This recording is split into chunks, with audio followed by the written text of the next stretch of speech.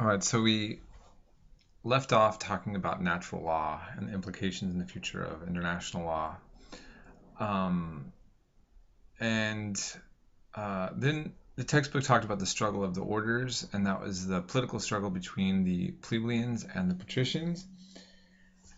And that's the commoners and aristocrats. As you notice, is it mentioned in the textbook that this would be a common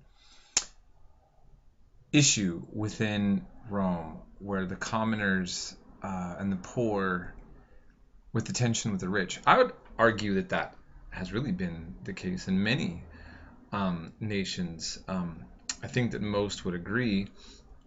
The communist revolution in Russia would kind of epitomize later on, a major revolt, or the idea of workers trying to take political power. So the theme was a constant one in Roman history, but I think it also spills over even today, right? Where you have the average American that's struggling, and then you have the elites that rule us in the name of democratic republic, and some feeling that we're being barred from access to upper mobility or whatever. And so you have demonstrations, riots, all these kind of things. Okay, so they tried to settle these things, as you saw, legally through time. And I think that the Republic, just like ours, when the anti-segregation movement happened, that was led by Dr. Martin Luther King, in a sense, it was kind of that similar thing where as the law was cracking down, I mean, police were shooting fire hoses at children and sicking dogs on them, and people watching this on TV. The country really could have escalated into something worse. I mean, Martin Luther King's movement was pacifist, but he even warned the government, saying, I'm coming in this way. There's young men behind me who are angry that might not be taking such a passive look at things. And so then the law, seeing the resistance and the lack of social stability, then the state, the federal government stepped in and enforced the ending of segregation in the South. My whole point is to say that people who rule societies, they may look at the inequalities and struggles and see how they destabilize, and they realize, even if they don't get wooed or are motivated through their morals or having common sympathy for or empathy for somebody who's upset or oppressed, they may be practical enough to realize, hey, if we're going to keep our state functional and we have too much social upheaval in a certain way, then we need to stabilize it. So when we had the plebeians went on strike, if you remember, that was covered there in the 5th century, they basically shut down commerce, and they had made their presence felt enough so that they had to be heard. It was in the best interest of the elites to at least give them something, right? And so this might have been a long process, but it just kind of shows you, I think this is really how a lot of a kind of democratic republic societies operate. But even sometimes dictatorships, when you're more pragmatic, does cracking down and not compromising, is that going to help serve the people in power, or is it going to destabilize them? And I think you see that also kind of a theme, not just in Roman history, but in world history as well. Okay, enough of that. Okay, the 12 tables, as we see, was left its influence also on the United States and in Europe. The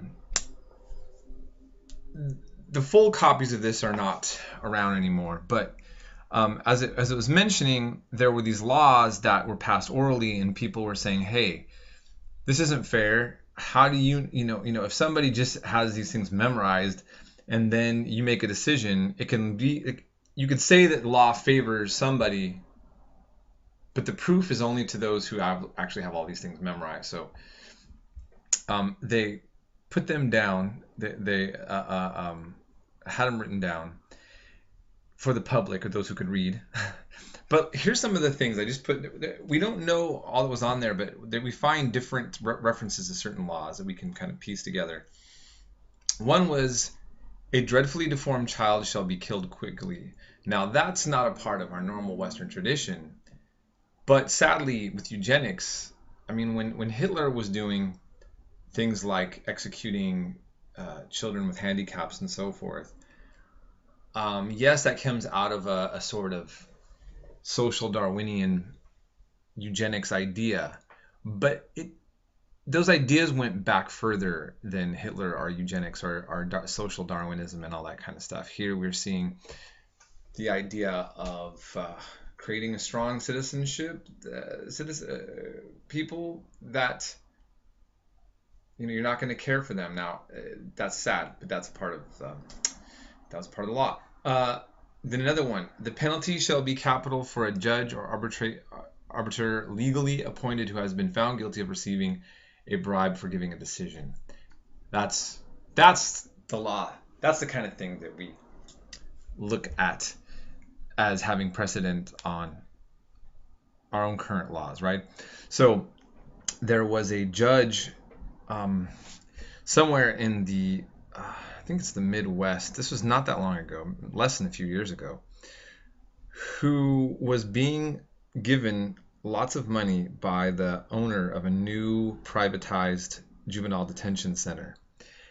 So the CEO of this juvenile detention center was paying off this judge, and this judge in America, this is recently, unfortunately, was sentencing all of these children, young teens, into long, heavy-handed juvenile detention sentences because he was getting paid for it to help fill up this juvenile detention center. And it was discovered that he was being bribed, and the case is he's losing his position as judge, and he may, I don't know if he's actually been went on trial yet and had this resolved, but that's an example of something that's really horrifying when it comes to corruption, right? Disgusting. But then we also have the blessing that at least our law, like we're seeing the example, is supposed, at least he's not above the law, and that something can be resolved. And here we see that in this Roman, coming from the Roman 12 tables. Now, according to the Roman historian Livy, he said that basically that they sent an embassy to Greece to study the legislative systems of Athens. So at least it was believed by Romans, like they were very aware also that they were getting a lot of their political ideas from Greece and kind of morphing them. And that's what also was discussed in this chapter, right? And so those Greek cities that we saw that were all in that map along southern Italy, it shows how easy it would have been for Romans to get influence from the Greeks, since they were actually living in the same area geographically as well. Okay, so the other side of this was the militarism of the Roman army. And just like the phalanx that was discussed in the last chapter, I don't know why they're not putting pictures in this textbook, or more pictures, I think. It helps kind of visualize. But basically, the militarization of their society was intense. As I mentioned here, no one matched this degree before World War I. They divided into legions of approximately 5,000 men each, subdivided into 100 men, commanded by a centurion. Every male had to serve as long as needed. To serve in the office had to be in the military at least 10 years. So that's a decade of your life. Can you imagine?